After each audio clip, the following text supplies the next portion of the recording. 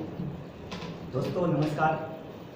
मैं आज e learning के अंतर्गत एक वीडियो आपके बीच में भेजने का प्रयास कर रहा हूं।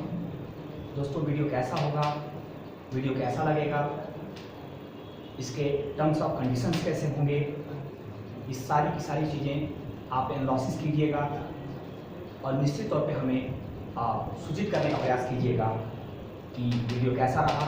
दोस्तों मैं जीएस के टीचर राकेश गुप्ता आपके बीच में जीएस के संदर्भ में जो भी टफ चैप्टर्स होते हैं, सब्जेक्ट्स होते हैं, उनको मैं पढ़ाने का, बताने का, आप तक पहुंचाने का प्रयास करूंगा।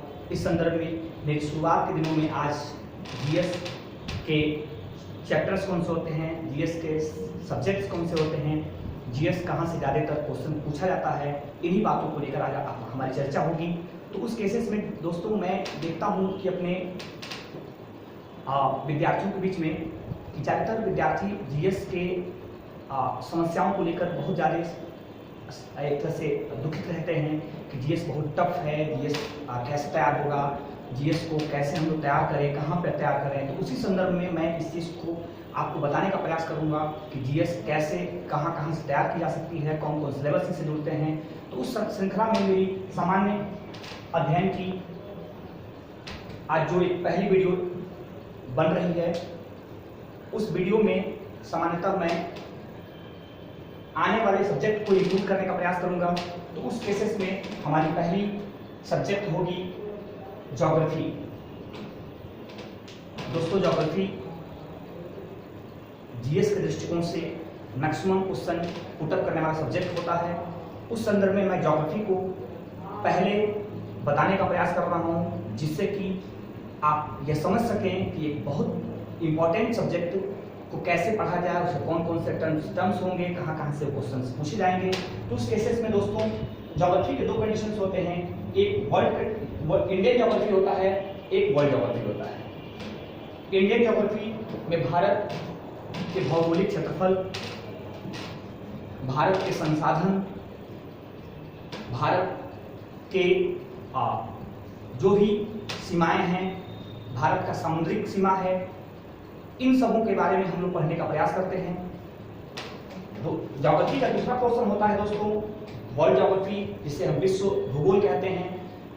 भारत से बाहर जितने भी संसाधन, जितने भी भौगोलिक क्षेत्रफल, जितने भी दुनिया के देश हैं, उनके संसाधनों, उनके भौगोलिक क्षेत्रफल को, उनकी सीमाओं को, उनसे लगे हुए जलीय स्थलीय क्षेत्रों को, अक्षांशीय समूहों को, देशांतरी समूहों को कैसे हम पढ़ेंगे, क्या क्या उसके टर्म्स होंगे, कहाँ से क्वेश्चन पूछे आते हैं। ये दो पोर्शंस हमारे ज्योग्राफी के होते हैं, एक इंडियन ज्योग्राफी में आता है, एक वर्ल्ड ज्योग्राफी में आता है। दोस्तों संविधान दूसरा मेरा सब्जेक्ट है और संविधान को मैंने दो पार्ट्स में बांटा है, एक वर्ल्ड कॉन्स्टिट्यूशन यानी विश्व का संविधान, एक इंडियन कॉन्स्टिट्यूशन यानी भारत का संविधान।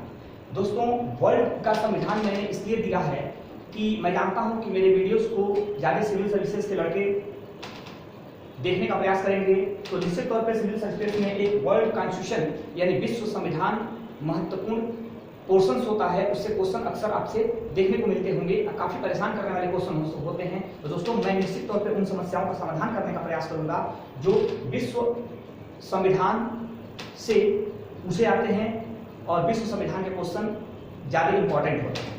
इसी तरह से मैं विश्व संविधान में मूल रूप से किन देशों के संविधानों को पढ़ना होता है, तो पहला संविधान अमेरिका के संविधान को पढ़ते हैं, फिर हम ब्रिटिश संविधान को पढ़ते हैं, फिर हम फ्रांसीसी संविधान को पढ़ते हैं, थोड़ी सी चाइनीज संविधान को भी देखते हैं, तो चाइनीज संविधान दुनिया के संविधान से कैसे अलग है।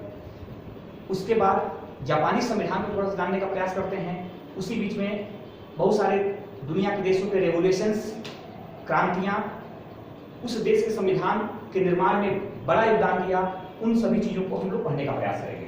दोस्तों इंडियन कॉन्स्टिट्यूशन जहाँ तक सवाल है, विश्व भारत का संविधान, तो दोस्तों भारत के संविधान की इतिहास की शुरुआत अंग्रेजों के शासन काल के दौरान लागू हुए एक्ट, जिसमें 1773 में रेगुलेटिंग एक्ट से प्रारंभ एक व्यवस्था जो लगातार अंग्रेजों ने भारत की शासन को चलाने के लिए जो एक्ट अधिनियम पारित किए उन सभी एक्ट और अधिनियम का योगदान आगे चलकर हमारे संविधान में होता गया।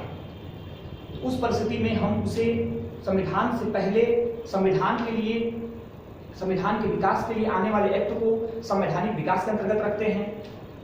जब हमारा संविधान 1947 स्वतंत्रता के बाद 1950 में बनकर तैयार हो गया, तो उस संविधान को आज हम देखने का प्रयास करेंगे, समझने का प्रयास करेंगे। उसमें फिलहाल के पुराने पद्धतियों के आधार पर हम देखें तो जब संविधान निर्मित हुआ था तो उसमें 8 अनुसूचियां थी, 22 भाग थे और 395 अनुच्छेद थे।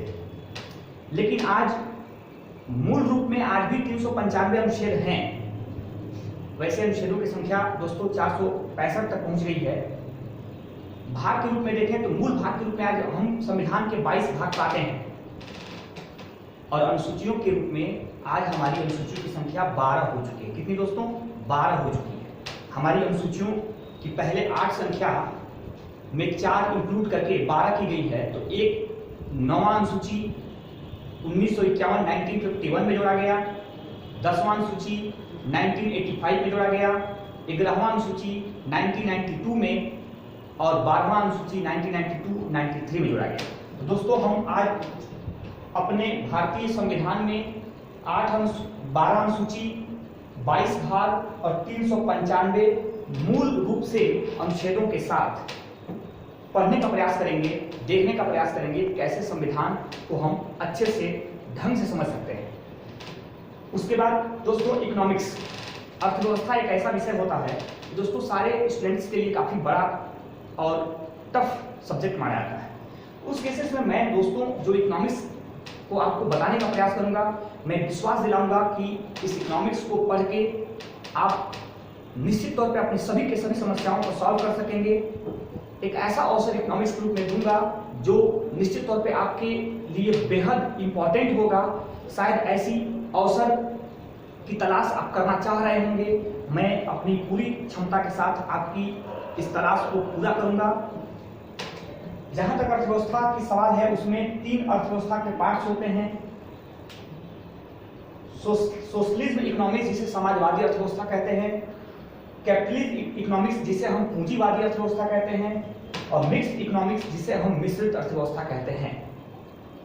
जहां तक समाजवादी अर्थव्यवस्था का सवाल है तो समाजवादी अर्थव्यवस्था वो अर्थव्यवस्था होती है जिस देश की सरकार द्वारा उत्पादन तथा मूल्य पर पूरी तरह से नियंत्रण रखा जाता है, ऐसी देश की अर्थव्यवस्था को समाजवादी अर्थव्यवस्था कहते हैं।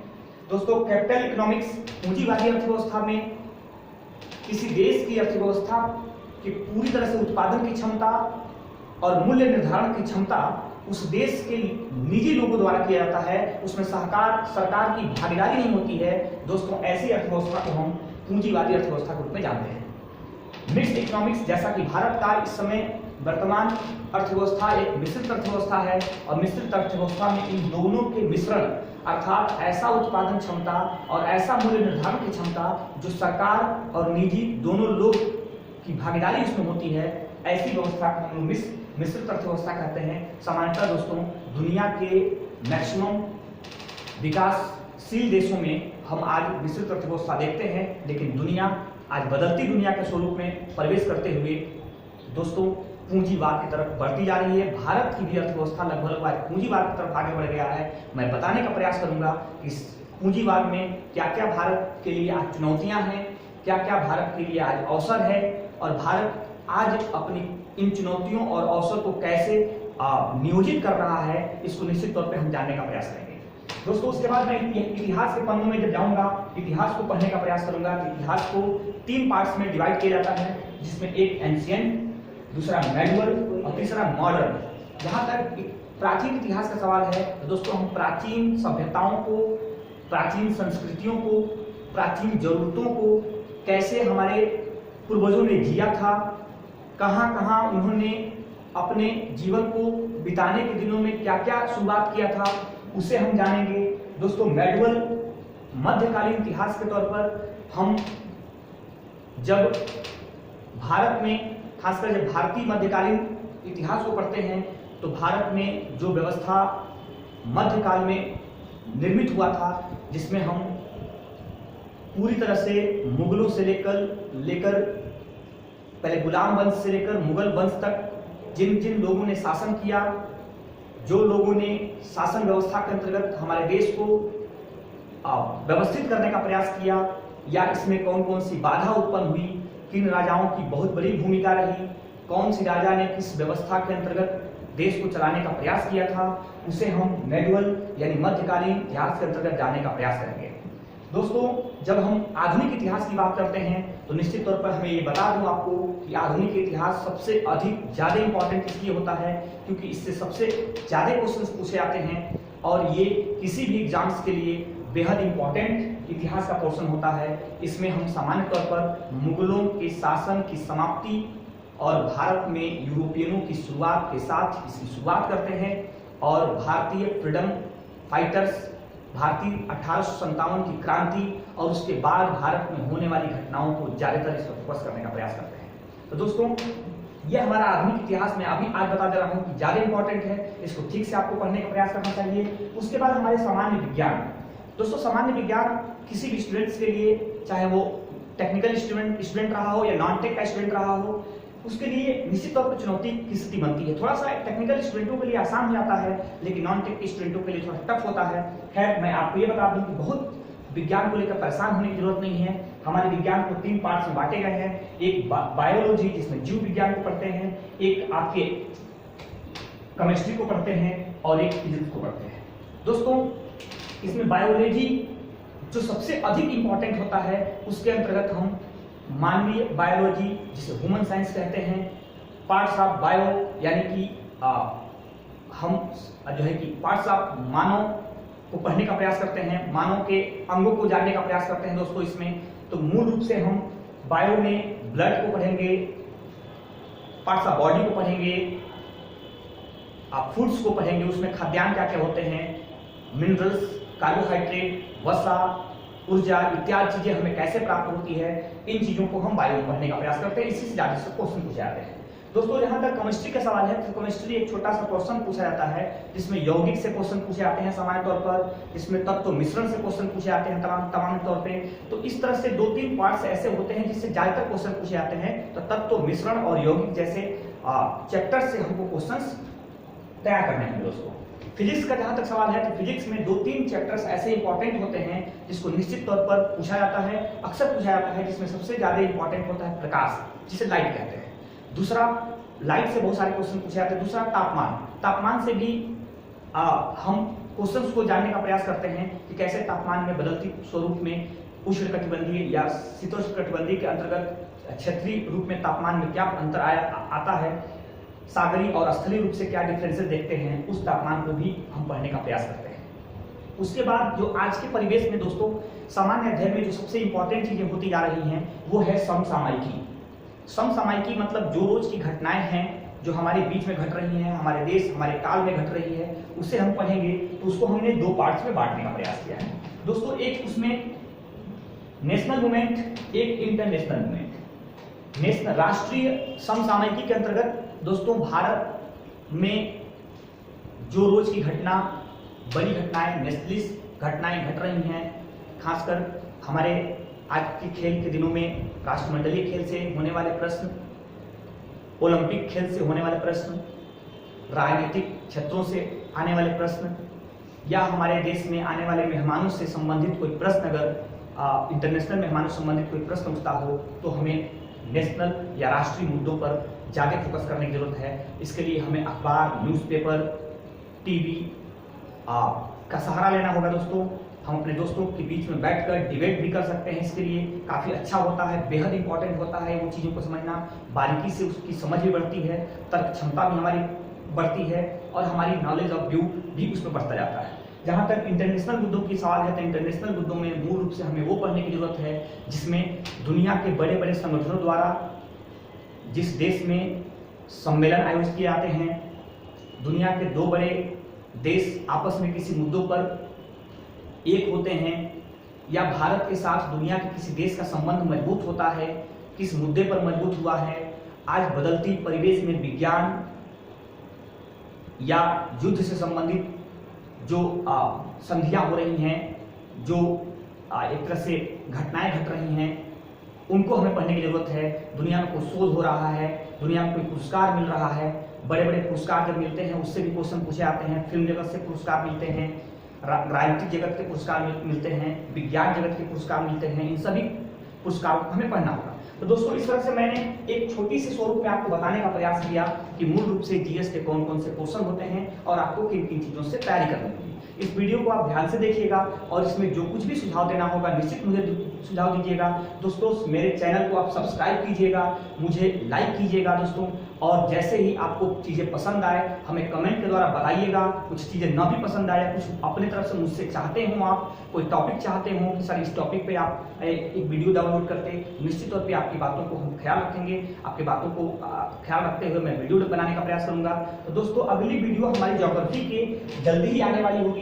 निश्चित तौर पे इस वीडियो को हम जल्दी ही आपको देंगे, आप उसको देखिएगा और बताइएगा कि वो वीडियो कैसा रहा है। तो उस केसेस में मैं ओवरऑल आज इस चीज़ को बताते हुए आपकी कमेंट की उम्मीद के साथ मैं इस वीडियो के बाद अगले वीडियो की तैयारी कर रहा हूँ। जैसे मेरी अगली वीडियो आए निश्चित तौर पे आप उसको भी लाइक करने का और देखने का प्रयास कीजिएगा। तो दोस्तों इतना होने के साथ मैं आज इस क्लास को ओवर कर रहा हूँ और आप देखिए, इसके लिए मैं आपको बहुत बहुत धन्यवाद। Thank you.